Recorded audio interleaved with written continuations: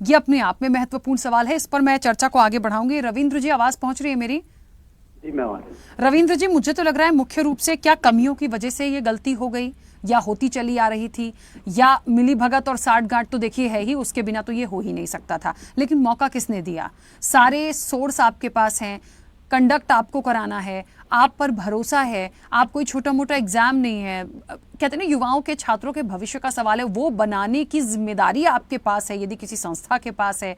तो फिर आपने आउटसोर्स का सहारा लिया, आपने रास्ता खुद खोला। अब जब रास्ता खोला, आपने क्यों खोला? आपको यदि कमी थी तो उसकी भरपाई हो सकती थी, आपके पास सोर्सेज नहीं थे, आप उसको कर सकते थे।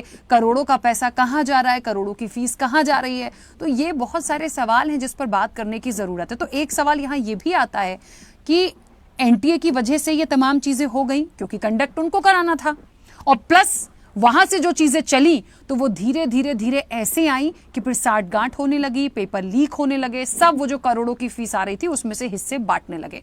मुझे अब ऐसा लगता है। मैडम देखिए, जो वर्तमान विवाद है इसके पीछे एनटीए है। एनटीए भारतीय जनता पार्टी सरकार की एक साजिश है। उसने सारे एग्जाम उनको दे दिए, यहाँ तक कि सैनिक स्कूल के एंट्रेंस के एग्जाम भी अब एनटीए कंडक्ट करेगी। उसके पीछे कारण है, भारतीय जनता पार्टी की सरकार ये चाहती है कि सत्ता संरक्षित छात्रों को ही भी कॉम्पिटिटिव एग्जाम है उसमें भेजा जाए। अब जब सारे एग्जाम में घोटाला हो रहा है, इसी महीने में कम से कम 1 करोड़ छात्रों के एग्जाम के साथ घोटाला होता है। नीट की परीक्षा में घोटाला हो गया, परीक्षा रद्द होने के कागार पे है, अगर माननीय उच्चतम न्यायालय कर देता है। यूजीसी की परीक्षा रद्द कर दी गई। सीएसआरआई की परीक्षा पोस्टपोन कर दिया गया।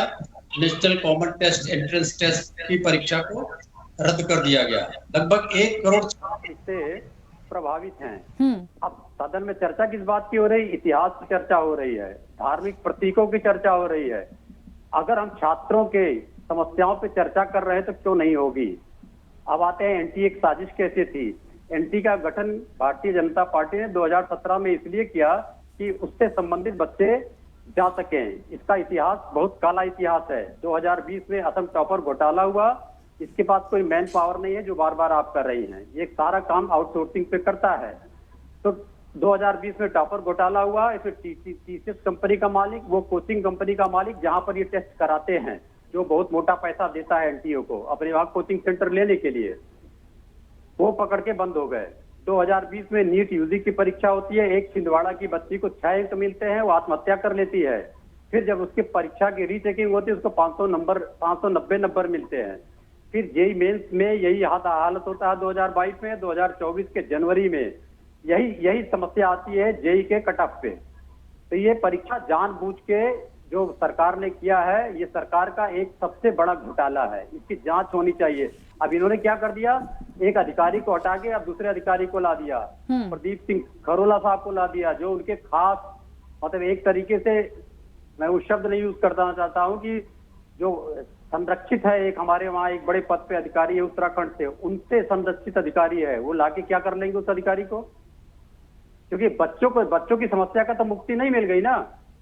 अब जेई की परीक्षा में क्या हुआ, नीट की परीक्षा में क्या हुआ? बताते हैं कि 67 लोग को 100% नंबर मिल गए। ऐसे कैसे हो सकते हैं? ठीक है, जब 67% लोगों को मिल गए, एक करीब 1500 से ज्यादा छात्रों को मनमाने ढंग से ग्रेस दे दिया गया और आंसर शीट गलत प्रकाशित किया एनटीए ने। तो इसके लिए पूरी एनटीए की सीबीआई जांच होनी चाहिए। अगर ये नहीं होगा तो हम लोग जाएंगे न्यायालय।